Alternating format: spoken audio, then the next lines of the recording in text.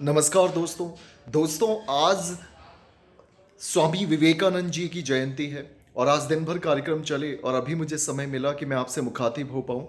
स्वामी विवेकानंद जी की जयंती को हम भारत में युवा दिवस के रूप में मनाते हैं और हमेशा से मनाते आए हैं। स्वामी विवेकानंद एक ऐसी पर्सनैलिटी, एक ऐसी सेलिब्रिटी, मैं कहता हूँ कि सेलिब्रिटी ऑफ सेलिब्रिटी, एक ऐसी शख्सियत जो मुझे लगता है कि सदियों में पैदा होती हैं।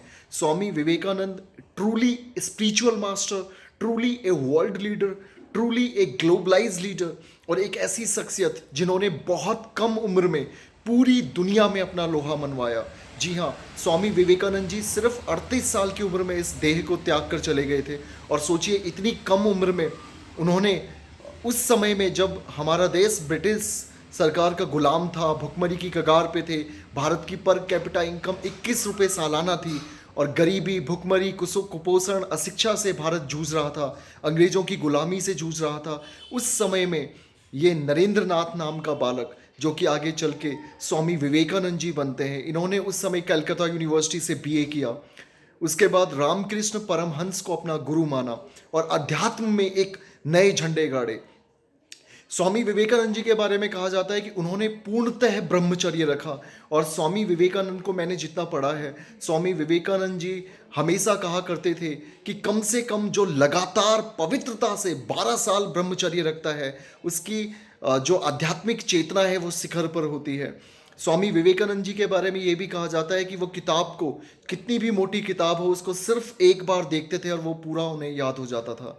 तो एक अद्भुत, विलक्षण प्रतिभा के युवा, सच मायने में युवा और आध्यात्मिक नेता, मतलब एक एक ऐसे नेता। आप सोचिए कि एक आदमी या तो पॉलिटिकल लीडर हो सकता है, या सोशल लीडर हो सकता है, या स्पिरिचुअल लीडर हो सकता है, लेकिन स्वामी विवेकानंद दुनिया की एक ऐसी शख्सियत जो आध्यात्मिक गुरु भी थे, जो राजनीतिक गुरु भी थे, जो सामाजिक गुरु भी थे, जिन्होंने दिखाया इंटरनेशनल लेवल पर कि एक व्यक्ति जो सिंपल धोती कुर्ता पहनता है वो भी मास्टर हो सकता है, वो भी लीडर हो सकता है।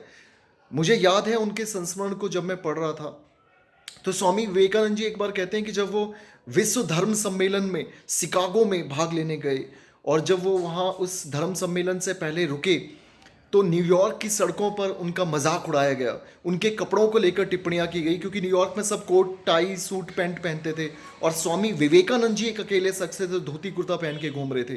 तो न्यूयॉर्क की सड़कों पर उनका बहुत मजाक उड़ाया गया।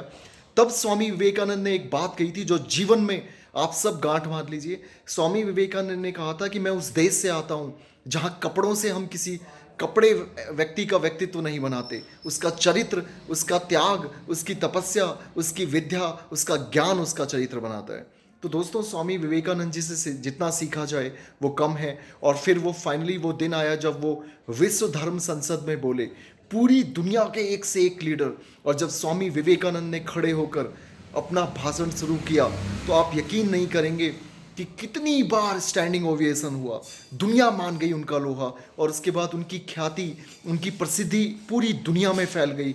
यहाँ तक कि कई देशों की राजकुमारियाँ, राजकुमार उन्हें अपने देश में बुलाने लगे और उन्होंने पूरे वर्ल्ड का दौरा किया। हर जगह हिंदुत्व का परचम लहराया, हर जगह वेद, उपनिषद, अध्यात्म की बात की और उन्होंने हमें शिक्षा दी। तो आप सभी को मैं कहूँगा कि स्वामी विवेकानंद के बारे में पढ़ें, स्वामी विवेकानंद को अपने जीवन में उतारें, स्वामी विवेकानंद जी से सीखें। और आज युवा दिवस पर मैं कहना चाहूँगा कि निडर बने, बिना डरे काम करें, उठें, तब तक आगे बढ़ें जब तक लक्ष्य को प्राप्त न कर लें।